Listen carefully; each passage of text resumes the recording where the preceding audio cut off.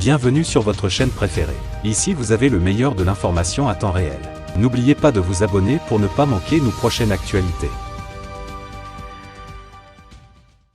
Le Mali a reçu au moins 4 avions d'attaque légers L-39C Albatros, livrés par la Russie. Il y a 2 jours, le ministère malien des Affaires étrangères et de la coopération internationale a annoncé, sans livrer plus de détails, que le colonel Assimi Goïta, le chef de la transition au pouvoir à Bamako, présiderait une cérémonie au cours de laquelle des aéronefs militaires seraient remis au chef d'état-major de l'armée de l'air malienne. Effectivement, ce 9 août, celui-ci a pris officiellement possession d'au moins 4 avions d'attaque légers L-39C Albatros, sur le tarmac de l'aéroport international de Bamako.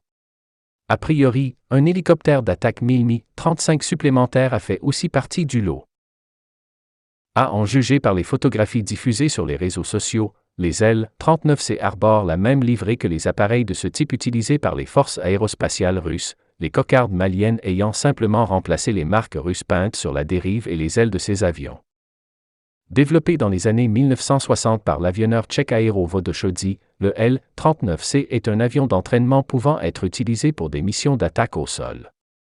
Disposant d'une autonomie de 1750 km avec des bidons de carburant externes, note de la rédaction, cet appareil a en effet la possibilité de mettre en œuvre de l'armement, une nacelle, canon, bombe de 500 kg ou panier de roquettes grâce à 4 points d'emport extérieurs. Au total, les forces aériennes russes ont reçu plus de 2000 exemplaires du L-39C Albatros, et elles en maintiendraient encore une grosse centaine en service actuellement.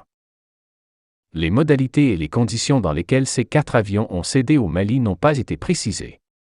En outre, ce transfert pose plusieurs questions. Comment ces appareils seront utilisés au regard de leur autonomie par rapport à l'immensité du territoire malien?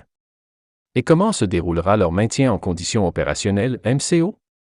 En outre, on ignore si des pilotes maliens ont été formés pour en prendre les commandes. Et si tel est le cas, qu'en ont-ils été? Enfin, quel rôle a tenu la groupe paramilitaire privé russe Wagner dans cette affaire? Par le passé, la force aérienne malienne a possédé des avions de combat à réaction, dont des MiG-17, des MiG-21 et des Aero L-29 Delphin. Tous ces appareils, à de rares exceptions près, avaient été livrés par l'Union soviétique.